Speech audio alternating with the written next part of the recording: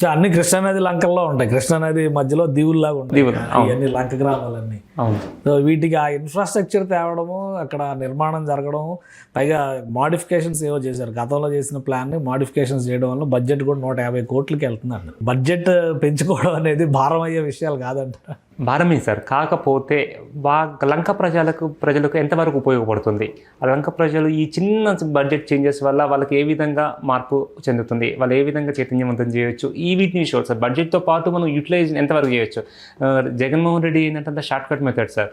Budget తగ్గించాలి, అది only 1-2 సంవత్సరాలకే. ఇక్కడ ఆలోచించిన విధానంలో కొన్ని వందల సంవత్సరాలకు, అట్లీస్ట్ కొన్ని 100 ఇయర్స్ వరకు ఇది యూటిలైజ్ అయ్యేలాగా చేయాలనేదే మా అధినేత పవన్ కళ్యాణ్ గారి ఇంటెన్షన్ సార్. దాని ద్వారా ఏమవుతుంది అంటే మనకు అక్కడ ఉన్న లంక ప్రజా గ్రామాలకు మేలు జరుగుతుందని ఆశిస్తుంది. సో ఇప్పుడు అక్కడ ఆల్రెడీ సెంట్రల్ గవర్నమెంట్ కూడా మొన్న మధ్య క్షిపణి పరీక్ష కేంద్రం అన్నారు, అవినిగడ్డకి దిగువన వస్తుంది. ఇప్పుడు కూడా ఈ పరిసర ప్రాంతాలన్నీ కూడా ఏటిమొగ్గ, ఎదురుమొండి, ఈ లంకలన్నీ కూడా ఆ సరిహద్దులు ఆ ప్రాంతాల్లోనే ఉండేవి.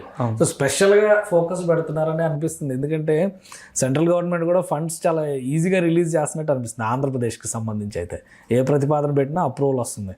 డబుల్ ఇంజిన్ సర్కార్ ఎఫెక్ట్ అయింది, లేదంటే పవన్ కళ్యాణ్ గారు తనకున్నటువంటి వ్యక్తిగతమైనటువంటి రిలేషన్స్ను కూడా ఉపయోగించి రాష్ట్ర అభివృద్ధికి ఇవన్నీ అవసరం అని చెప్పని పట్టుకొస్తున్నారు. 2 reasons sir.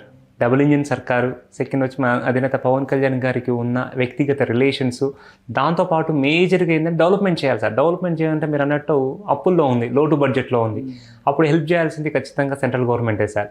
And central government ఒప్పించి ఏ విధంగా మనకు ఎండ్ పాయింట్ కావాల్సింది బడ్జెట్ రావాలి సార్. అది ఏ విధంగా చేయడం అనేది సెకండరీ సార్. ఒప్పించడమా, రిక్వెస్ట్ చేయడమా, ఏ విధంగా సార్ డబుల్ ఇంజిన్ సర్కారా ఏదైనా కానీ మనకు కావాల్సింది బడ్జెట్ రావాలి. బడ్జెట్ వస్తుంది, డెవలప్మెంట్ అవుతుంది.